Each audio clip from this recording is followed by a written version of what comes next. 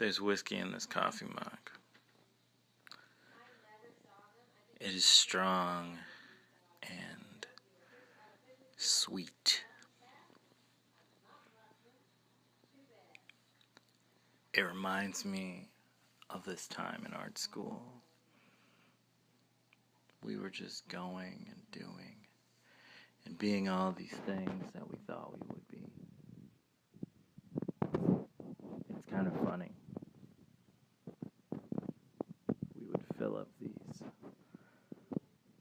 coffee cups with some ungodly cheap liquor and then sit in our studios and just paint. Gross. Super gross. This is actually pretty good. But I remember that time. Just ruin every possible thing. There wasn't much of a difference between that and paint thinner. With like a maple smell to it. Corrodes your eyes and your nose and your lips and your teeth. We would sit on these giant blankets with Mesoamerican patterns on them. I have two in my studio, actually. I drape one over a chair, I sit back, and I look up at the sky. All the colors are just so alive and dancing and moving. It is, without a doubt, one of the more beautiful and arresting things I've ever seen. I feel like arresting is the right term.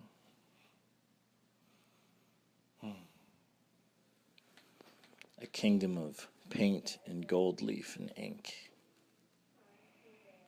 A small but beautiful kingdom of masks and paper and pens and paintbrushes. It's also structured in the insane way that it is not structured at all. And then there's this coffee cup with whiskey in it.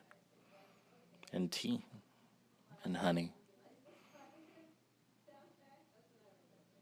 I keep wanting to find these things that seem to kind of separate and push apart and do all these things that make it at least seem like something people would find mesmerizing. To fall into this place. Like fingers glued together, slowly separating as it dissolves. Eventually, one day, the glue won't be there at all. Might take weeks. Use a solvent, might take minutes. That's what I think when I think of ink on paper. It is not meant to last forever. I remember going into one of the Smithsonian's in D.C., and there was this Toulouse-Lautrec. And I remember looking at it and feeling so fucking angry and frustrated. Not because it wasn't beautiful, not because it wasn't epic, not because it didn't shake the world in which I looked upon all things and saw the lines and the beauty of it, but because as we sipped from our coffee cups, our professors would pop in and go, you got to use great materials. You got to use stuff that's going to last forever.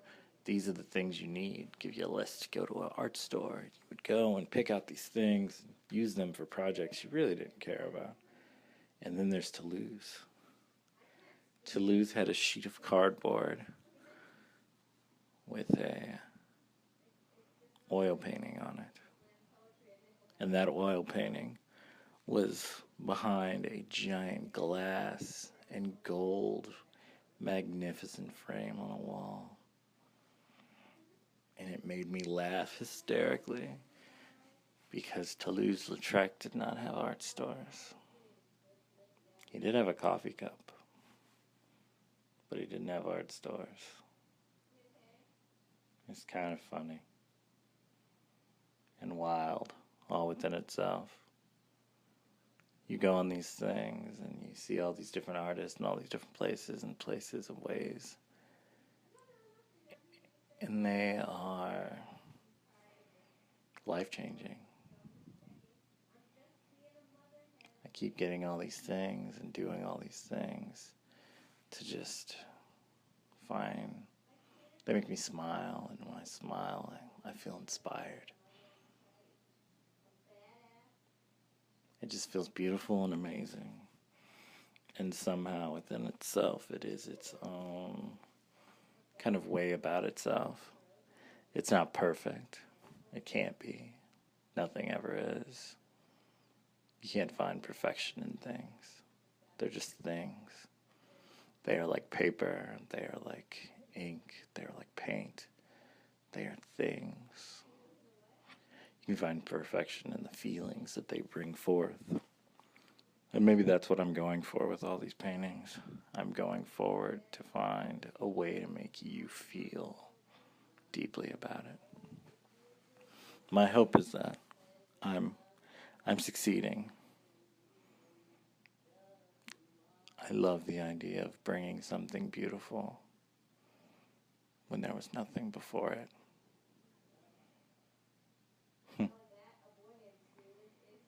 So many great things. Tentacles from the octopus ladies, and the masks from the luchadoras, and the drips from the paint, and the tattoos cascading over human forms, and the eyelashes with gold flecks on them, and the reds and the blues and the yellows all dancing all in this kind of waltz to the drum beat of hearts. It just makes sense. My foot is not their foot, but I see it as it goes onto the canvas as if it were my own and I had it against me to sketch upon it, like a figure study. Like the things that are in my mind aren't in my mind after all. They're just physical reenactments of all the things I've been painting. It feels good. It feels good to follow, to speak. Art is a rhythm. Art is love. Art is the heart and the soul and the smile upon all the great things that people do. Quote the painter. El Pintor out. All things.